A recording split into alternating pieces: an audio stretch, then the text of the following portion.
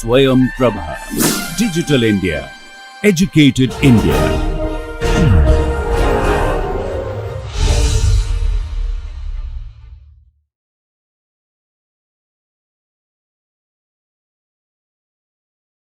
Welcome back.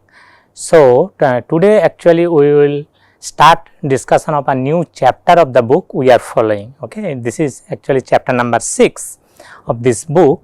So, its title, say chapter number 6, the title of that chapter is basically supply, demand and government policy. Government policy. See, let me clarify first what we are going to discuss here. See, actually, as we told in chapter 2, thinking like economist, long back, right? We told that economists, people like us, we have two roles. One, to derive or to establish certain theories, to explain those theories we are deriving or we are bringing to explain the world around us. More specifically, they explain the economic behavior of the people in any society or the behavior of economic agents in a society, right. So, whatever economic activities are happening around us, within that entire society where we live in, we bring certain devices, certain theories, certain rules, certain principles through which we can explain why consumers behave in a specific manner, why producers behave in another specific manner and so on, like any economic agents like consumer and producer, right. So, those are one sort of the role economist plays. Another sort of roles economists play as say advisor to the government or say any society whoever is the decisive body, decision making body, right, who are the concerned authority, okay. Mostly in like our Indian economy, right, it is government, Indian government, right. So, economists play the role of advisor to the government. In that role, what economists actually do? Economists actually advise government to follow certain policies or to change the existing policies, okay, to certain direction, so that we can try to change the world, change the surrounding, change the society around us, right. So, two roles economists play, two broader roles in that way we can tell.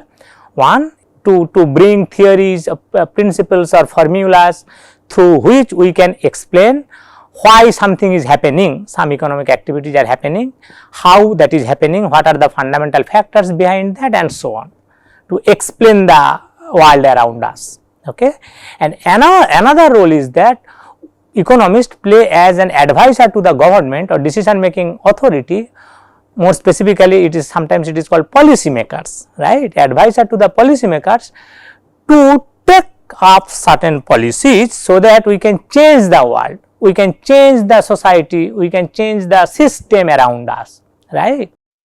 So, last 2-3 chapters actually we have introduced certain theories, certain tools, certain principles and so on in details, more specifically demand supply mechanism in a market to explain world around us, okay, or economic activities of the different group of people, different group of economic agents, right. This chapter we are trying to discuss, or we are going to discuss the other role of the economist. So, economist as policy makers or advisor to the policy makers, right. And of course, in doing that we will use only the demand supply mechanism, tools of demand and supply forces, using which we have established market equilibrium prices, market equilibrium quantity and so on, right. We will use only those equilibrium demand supply mechanism, demand curve, supply curve and so on, right. using whatever knowledge we have learned, we have gained so far in economics, using those knowledge we will try to understand how economists as a policymakers, as an advisor to the policymakers, can try to change the world around us, or more specifically economic world around us, right. Okay. So, let me try with start with an example. So, suppose how we can, or policymakers, how we can influence, as a policymakers, how we can influence a government mechanism or government activity or market activity, right. Let me clarify, there are different types of markets in economics. Actually, we will explain or introduce each of those markets, say like competitive market, monopoly market, oligopoly market, monopolistic competitive market, and so on. So many different types of markets are there in economics. Okay, we are yet to introduce each of those markets exhaustively or quite elaborately. Okay, but for the time being, let us tell by competitive market what we refer.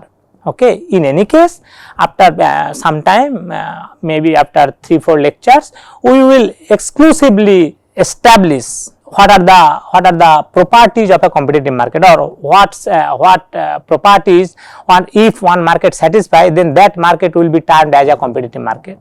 For the time being, let us try to introduce competitive market with a commonsensical understanding. Okay. So, what are those? Okay, competitive market. Okay, competitive market.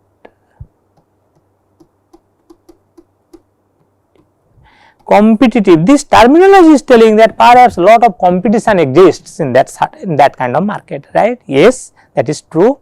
In this market, very large number of sellers are there, also very large number of buyers are there. Okay, and each of the sellers and each of the buyers, they are competing each other. So, more specifically, say buyers are competing among themselves, okay, to get some commodity what they wish to, or they desire to get. Okay, what is there in the market. Okay, and similarly suppliers, they are competing among themselves, that each supplier, what is his or her objective or goal, some goods or service he or she has produced, right, that he wants to sell in the market, right. So, they want some customer of their product or their service what they are willing to sell in the market, right. So, suppose when I am a rice producer, right. So, I produce rice and I brought that rice in the market, rice market, right. So, it may not be the case that in fact in competitive market I am not the only producer of rice. So many other producers also are there in the market who parallelly who also produce rice and came with their production rice in the market, and who are also trying to get some customers for their product, right. So obviously as a rice seller I have to compete with the other sellers of the rice, okay, to get some customer of my product, right. So in this way, in the competitive market, large number of buyers are there, large number of sellers are there, and they are competing each other to attain their objective, right. So for the time being, these phenomena are enough for the competitive market, but the competitive market has some additional phenomenon other than this large number of buyers and sellers that we will clarify, or we will discuss quite exhaustively when we will discuss competitive market itself sometimes later, as we told. So why I am telling this competitive market? So far we have told no, that one demand curve is there, one supply curve is there, market demand curve, one market supply curve is there. Through mutual matching or mutual matching of these two opposite forces, demand and supply, equilibrium price in that market is determined, and equilibrium quantity also is determined, right. So when we are telling the mutual matching of demand and supply, of course market demand and market supply, right, as we clarified earlier, okay. So in that way, so whatever we have discussed, that demand, supply, market mechanism and all are assuming that market is competitive. So in economics, if some competitive market is there by default, if nothing specifically mentioned about the existing market or characteristic of the market, then by default it is competitive market. When we are discussing something within a market where that market is not competitive in nature, then we will exclusively mention that this is a monopoly market or this is a oligopoly market, something like that. Okay. If we don't mention anything, by default competitive market is there. Okay. So, we are discussing whatever we have discussed, demand supply mechanism, whatever we have discussed that in a competitive market setup. Okay. And here also that supply, demand and government policy, when economists are going to introduce or prescribe or advise certain policies to the policymakers, to the decision making authority within a society, right, assuming that that societal economy is an within which this policy is going to we are or policymakers are going to apply these policies, that market is competitive. Okay. So, in that way, so far whatever we have discussed, let me clarify again, it's under the background of competitive market. Okay, because we did not mention anything exclusively about the market structure. So, by default competition is there. Okay. So, suppose so far government was not intervening into them, into that market, and since the market was allowed to freely operate. Okay, and there is a demand curve and there is a supply curve. So, suppose this is the demand curve, this is the supply curve, this is the market demand curve, this is the market supply curve, and as a result this is the equilibrium price. Of course, when demand curve and supply curve we are drawing here, we are measuring price in the horizontal axis, quantity demanded and quantity supplied, both we are measuring price in the vertical axis, I am sorry, price in the vertical axis, and quantity demanded and quantity supplied both are measured in the horizontal axis, right. In that way, this is the demand curve, this is the supply curve, and this is the equilibrium price determined in that market, say OP star, amount of price for each commodity, each unit of the commodity at which that each unit of the commodity will be transacted, and this much of say OQ star, amount of commodity will be transacted in that market, right. That is the equilibrium. When we tell that E is the equilibrium, its meaning is that, or we are conveying these two messages, what is the equilibrium price and what is the equilibrium quantity in that market, right. Okay. Now, suppose this price whatever the equilibrium price level is determined through the free operation of demand supply force in that market, that those demand supply force are represented by this market demand curve, and that supply force is represented by this market supply curve, right. Okay. So, now suppose if suppose this is a market, a beautiful example is there in your book, say suppose this is the market for ice cream, okay, and OP star is the equilibrium price which is determined by the free movement of demand supply mechanism in that market without any government or any authorities intervention, okay, into the market. Now, suppose customers of that product, say ice cream, right, customers of the product feels that this equilibrium price is too high. Okay. See, usually customers, it's always in customers interest or instinct is to give as less price as possible, right. I am a customer, if price was say 100 rupee per kg of some commodity, okay, vis-a-vis when it becomes 90 rupee per kg, I will be happy only, right. So, customers always desire less price, and for the producer it is the opposite. It is always, if price increases, producers will be more happy, or increment in price will incentivize producer. In that way also we can tell alternatively, right. So, suppose in this market, customers are feeling that no, this price, whatever the equilibrium price in that market, it is too high, okay, and it will be good that if government or decision making authority in that society, if they can try to intervene into the market and try to reduce the price little bit, okay. Alternatively, producers in this market, they can also think that no, this price is too less, okay, and it will be good that if the decision making authority and they intervene into the market and do something so that price increases little bit, right. This kind of two opposite groups I am telling that because demand and customers and sellers, they are basically looking for the one party is trying to purchase, another party is trying to sell. In that sense, I am telling opposite group, okay. Okay.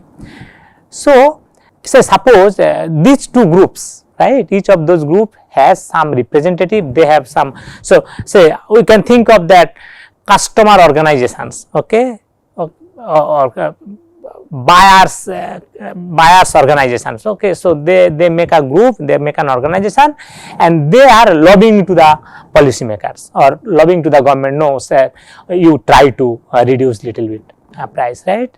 Similarly, sellers may have a organization, okay, and they have some representative. They also go to the government and they tell, sir, please try to increase the price little bit, okay, for some mechanism which is under the purview of that decision making authority, right? In that way they can happen. So government can intervene into this market, okay. Now how government can intervene into this kind of market? So far it was a competitive market, there were no government or no any decision making authorities intervention was there inside the market, into the market, and that is why when we are telling that this is the demand curve, this is the supply curve, with free mechanism of demand and supply, this much of equilibrium price is determined in that market, this much of equilibrium quantity is determined in that market, and all without any government intervention, right? Now government can intervene either this side or that side, right?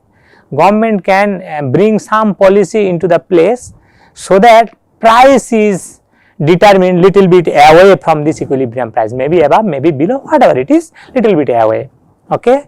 Government similarly can intervene into this side also, quantity, right? Government can say, suppose this was the equilibrium quantity, right, determined in that market, right, but government may want to no, this within our society, say suppose this is petroleum, right? Petroleum is a scarce commodity because we are largely dependent on import from the mostly that OPEC countries, Middle East countries and other OPEC members, right? So it's a precious commodity to us. So suppose government wants everybody, each customer of the petroleum products within the society should consume little bit less.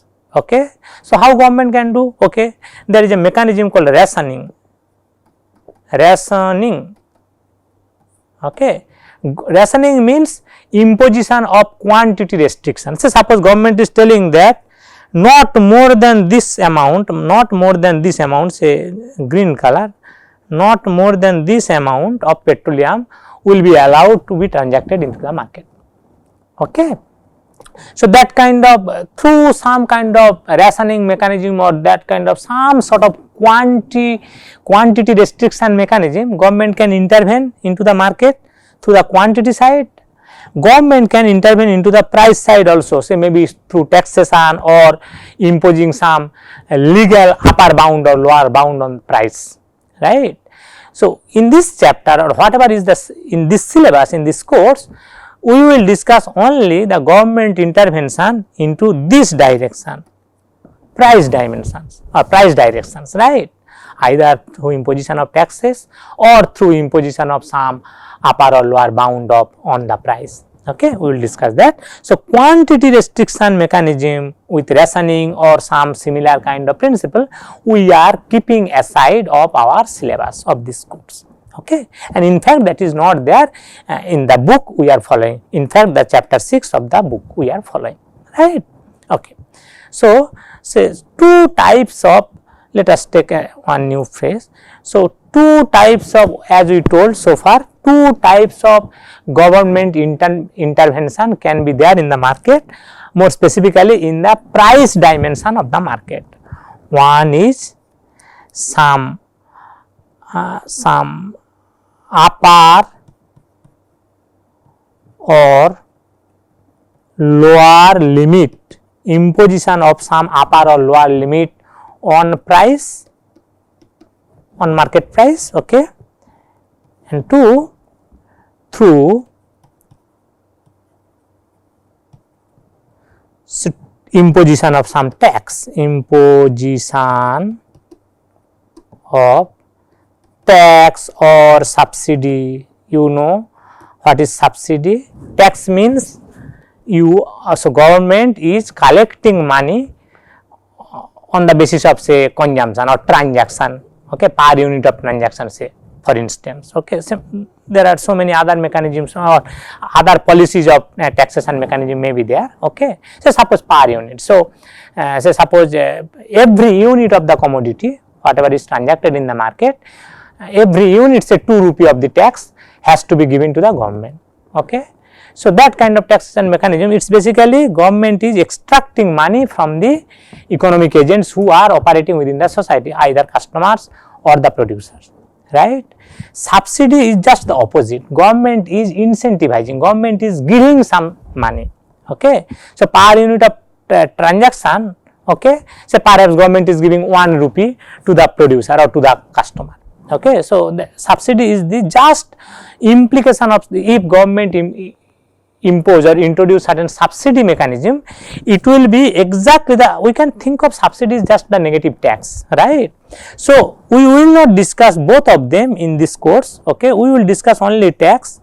Okay, and if you understand after the imposition of the tax what kind of implication will be there on the equilibrium price quantity mechanism in the market, okay, you can easily understand if alternatively if you impose subsidy what kind of implication will be there. Okay. So, we will discuss one of them, either tax and subsidy, we will discuss only tax, one of them. Okay. And from that you can easily understand if alternatively subsidy is imposed what kind of implication will be there in the equilibrium of the market, right. So, as I told, let me clarify again, through the towards the price dimension, okay, government can intervene into 2 ways. One, that imposition of some legal upper or lower limit of the price, okay, that is called quantity restriction on price. Okay, sometimes back we told that quantity restriction in the quantity axis, quantity side through rationing mechanism or some sort of that kind of mechanism, right. Here we are telling that quantity restriction on price can't be more than that or price can't be less than that, like that. Okay, some upper or lower bound, imposition of some upper or lower bound on the price. Okay, that is this thing. Okay, and imposition of the tax. Okay, another mechanism. So, let us first discuss that upper and lower bound imposition of. So basically, okay, so suppose, say as usual we are measuring quantity demanded, quantity supplied in the horizontal axis, price in the vertical axis, and suppose this is the market demand curve and this is the market supply curve, without, that is the free market and competitive market, where without government any intervention or before government intervention, right. So actually free market mechanism operation, through free market mechanism, okay, this will be the equilibrium price, this means OP star will be the equilibrium price, and say OQ star will be the equilibrium quantity in that market, right. Now suppose government is telling that no, price can't be above this level, say red color I am telling, within this market price can't be above this red color, or price can't be above say this blue color, something like that. Okay. So, when we are telling that price can't be above a threshold level, that means we are fixing the upper limit of the price, right. So, that upper limit is called price ceiling. Price ceiling. So, look at here, we are sitting in a room, right. So, that roof we call ceiling, right, and ground we call floor, right. So, when government is imposing some upper limit of the price, that is called sometimes called price ceiling, because it is upper limit, ceiling. Okay. And when government introduce some sort of lower limit of the price, that is called price floor. Okay. So, nothing to memorize, floor, this terminology, floor will tell that it is the lower limit, ceiling, this terminology will tell that it is the upper limit, right. So, now when government is imposing, so we will discuss each of these, price floor, price ceiling, both of them, right. So, suppose a government is going to say, first let us discuss a price ceiling, price CEILING, price ceiling, right. So, suppose price ceiling means upper limit of the price, right. So, suppose again as usual quantity demanded, quantity supplied are measured in the horizontal axis, price in the vertical axis, and suppose this is the demand curve, this is the supply curve, or more specifically free market demand curve and supply curve. Okay, before government intervention. Suppose government is telling that this is the price ceiling, say OP1 or no, OPC I am telling, C for ceiling, okay, OPC is the price ceiling. So, OPC is the price ceiling government is imposing within this market, means government is telling that nobody within this society, within this market is allowed to set a price above this OPC level, per unit of the output or per unit quantity transaction of that commodity, for which this demand curve and this supply curve, for which this market we are discussing here. Here, when this is OPC is the price ceiling, right, we can think of two ways. If there is no government intervention through this kind of price ceiling, what will be the equilibrium price? OP star is the equilibrium price level, right. After government intervention, OPC, that is the price ceiling, what will be the equilibrium price? Still equilibrium price will be OP star, because price ceiling means legally allowed upper limit of the price. So, this is the upper limit, okay. So, if I want to set any price above PC, then that is not legally allowed, okay. But if anybody wants to set the price below that upper limit, it is allowed, right. So, my point is, without this price ceiling, government imposition of this price ceiling, whatever was the equilibrium price, even after this price ceiling, imposition of this price ceiling, equilibrium price is same OP star. So, this kind of price ceiling does not have any implication on the equilibrium of the market. This will be the still equilibrium, this E point. So, this kind of price ceiling is called non-binding price ceiling, non-binding price ceiling, non-binding price ceiling, CEILING, price ceiling. Non-binding in which sense? Let me clarify. Government is imposing some sort of price ceiling which does not have any implication on the market equilibrium, okay. So, alternatively, with price ceiling and without price ceiling, with price ceiling of kind of government intervention and without any kind of government intervention, equilibrium is the same. So, that is why this kind of price ceiling is called non-binding price ceiling. Alternatively, suppose this price ceiling is this, given by this red line, say PC1, OPC1 is the price ceiling, right. That means what? Nobody is allowed to set or transact the commodity in the market in any price above OPC star, OPC1, okay. So, this price ceiling is what? Look at here, if there is no price ceiling in this market, equilibrium price will be OP star. After this imposition of this price ceiling, right, equilibrium will be this OPC1 only. Why OPC1? Because nobody is allowed to set any price above than the OPC1, right. So, this will be the equilibrium in that case. So, this kind of price ceiling, look at here, has an implication on the market equilibrium, right. Without this price ceiling mechanism is the equilibrium. After this price ceiling mechanism, equilibrium price actually whatever the ceiling price is set by the government, okay. So, when government actually set price ceiling, what is the target? Now, you can ask yourself, you will get the answer. Setting this kind of, so first this kind of price ceiling is called binding price ceiling, binding price ceiling, okay. Binding price ceiling, binding in which sense? Binding in which sense? This ceiling has an implication over the equilibrium. Without ceiling, equilibrium will be something, with ceiling, equilibrium will be something else. In that sense, it is the binding. So, when this kind of binding price ceiling is imposed on a market, what is the target? Perhaps target is to give some kind of relief to the customers, because producers always try to set price above, no, and free market mechanism actually set in this market is setting this is the price, right.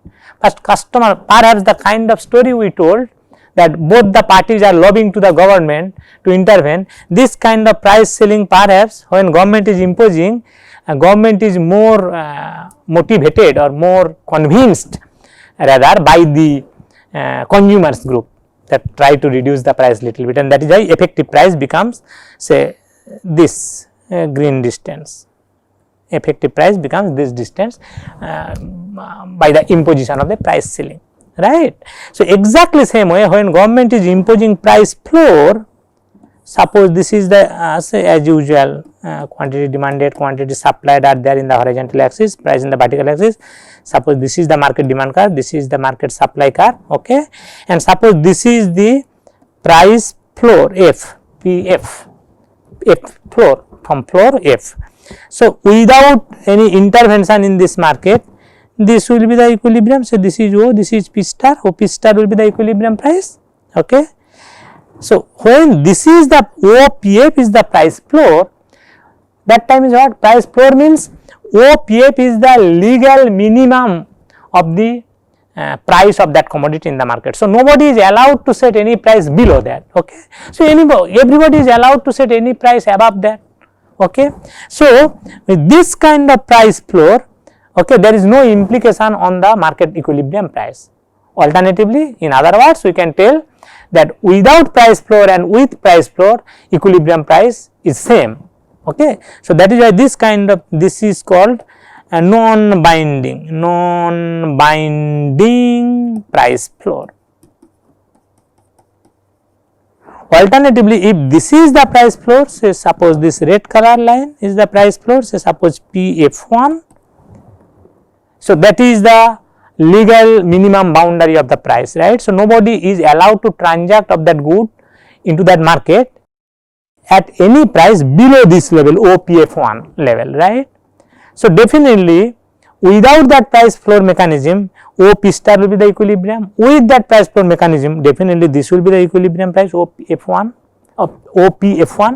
okay, this will be the equilibrium. So, it has an implication over the equilibrium price, right. So, this is definitely binding price floor, okay. So, price ceiling, price floor are some mechanism through which government can intervene into the market equilibrium price. Of course, only when whatever it is, whether price floor or price ceiling, it should be binding kind of thing, right. Then government can effectively intervene into the market.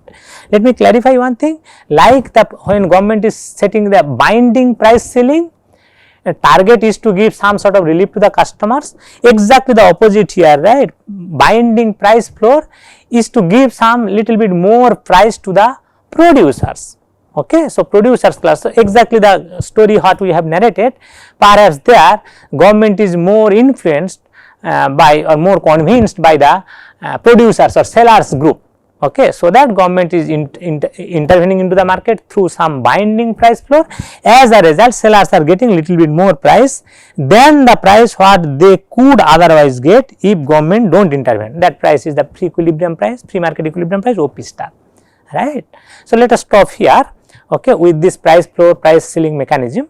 Now, we will discuss that after this price floor price ceiling mechanism, what kind of implication is there. We already get a sense from these two diagrams, but we will clarify those much more elaborately in the next set of lecture, okay. Let us stop here.